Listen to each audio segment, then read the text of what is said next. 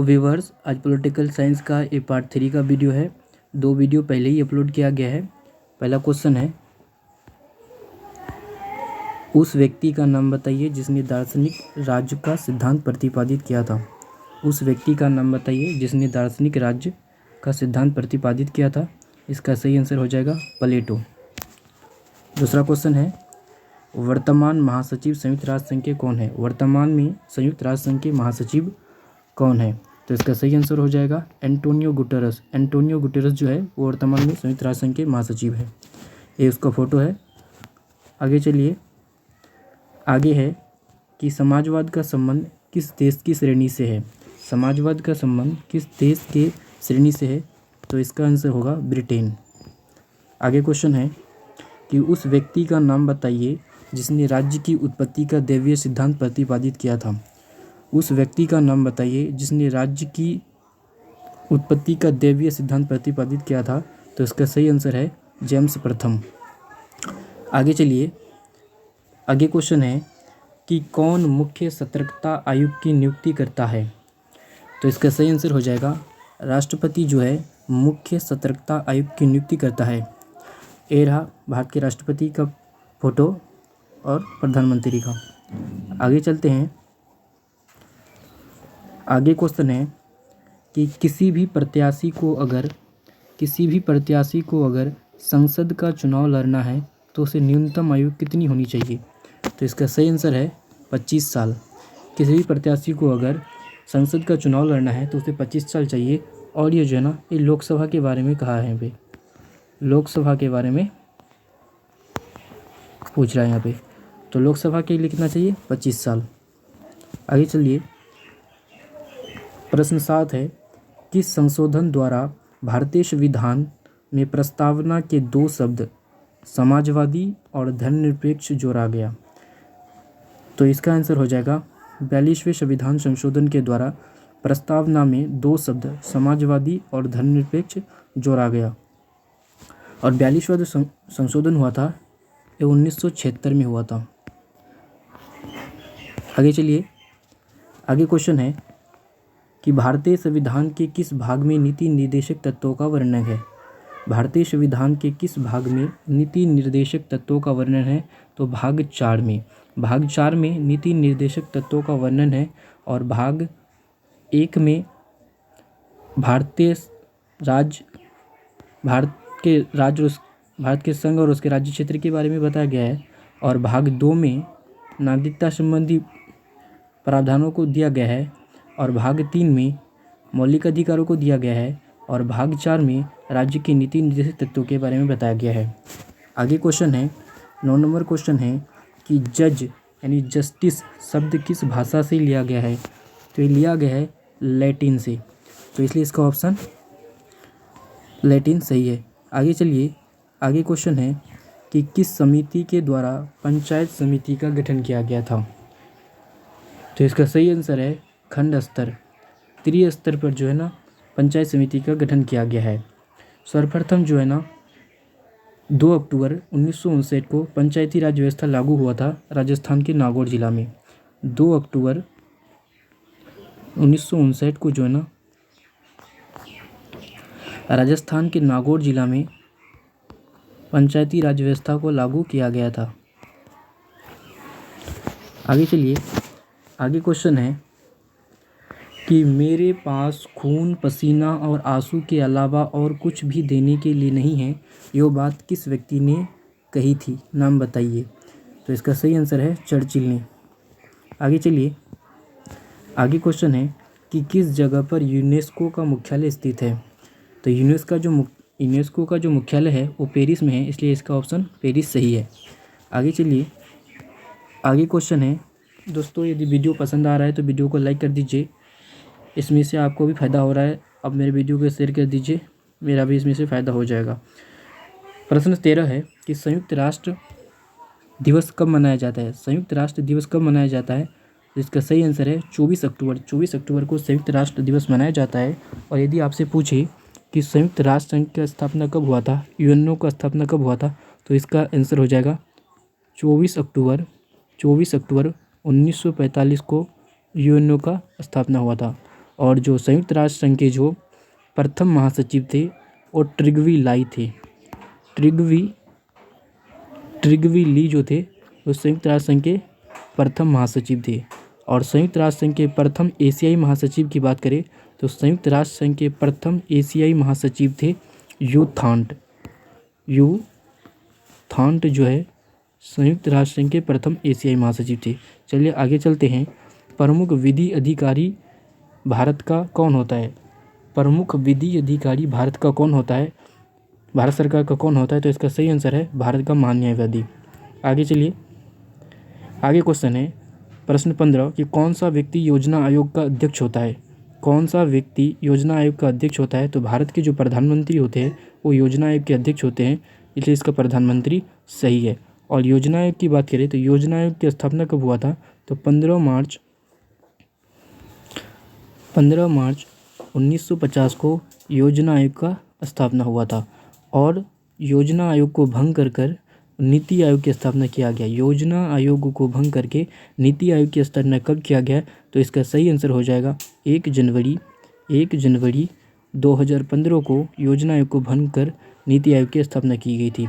आगे चलिए, आगे क्वेश्चन है कि किस सन में भारत छोड़ो आंदोलन की शुरुआत की गई थी? किस सन में भारत छोड़ो आंदोलन की शुरुआत की गई थी?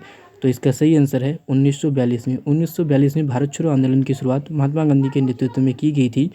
और 21 तिथि को की गई थी? तो 1942 के 8 अगस्त 1942 को भारत छोड़ो आंदोलन की शुरुआत की गई थी। और इसी आंदोलन में महात्मा गांधी जी ने करो या मरो का नारा दिया था। करो या मरो का जो नारा दिया था इस भारत छोड़ो आंदोलन में ही महात्मा गांधी ने दिया था। आगे चलिए, आगे देखते हैं क्या क्वेश्चन है। भारतीय संविधान के किस भाग में मौलिक अधिकारों का उल्लेख किया गया है? भारतीय संविधान के किस भाग में मौलिक अधिकारों का उल्लेख किया गया है? तो इसका सही आंसर है भाग 3 में। भाग 3 में मौलिक अधिकारों का उल्लेख किया गया है। और वर्तमान में कुल कितने मौलिक अधिकार है?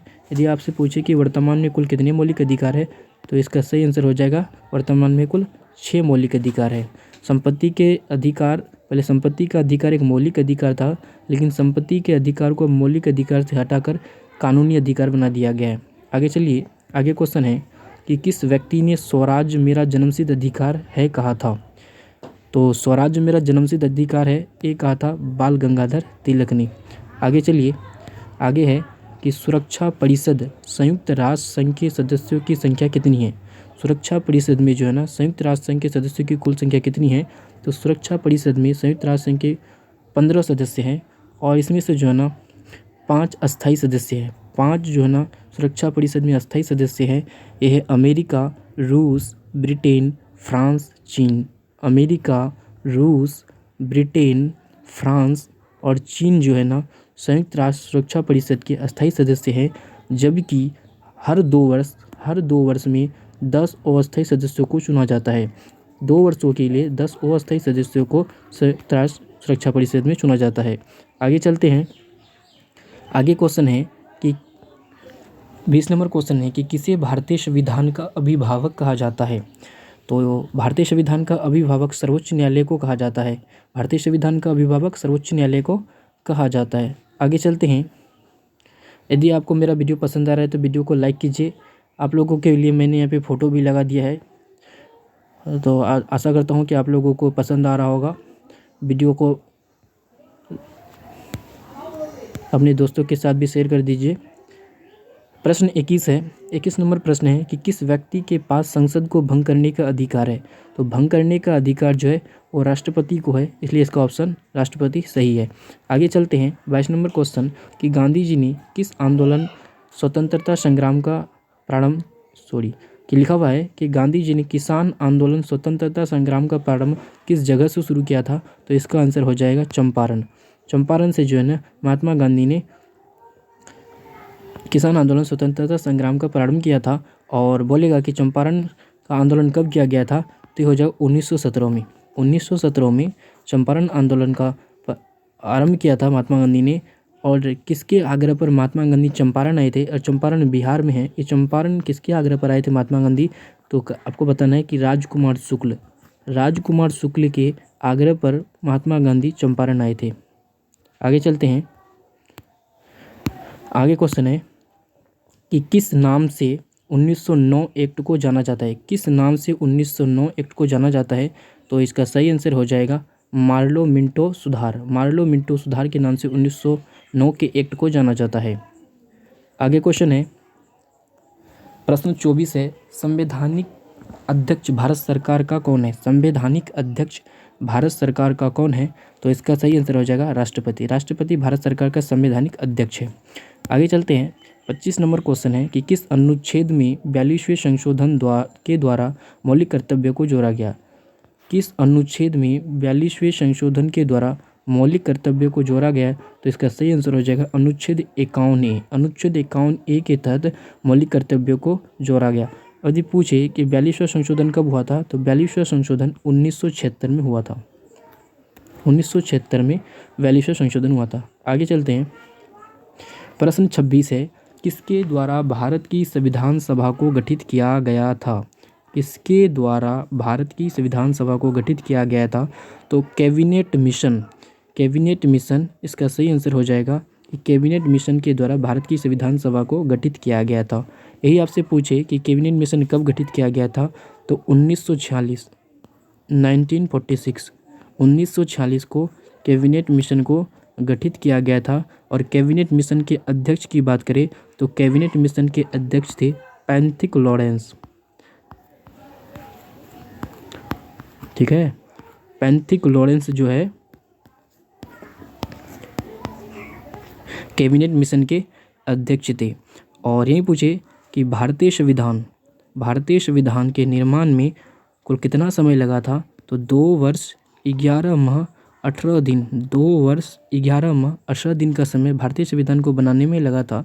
और भारतीय संविधान को बनाने में कुल कितना खर्च हुआ था?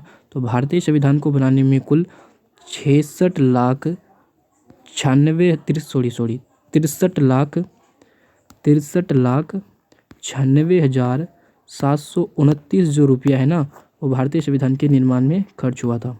आगे चलते हैं।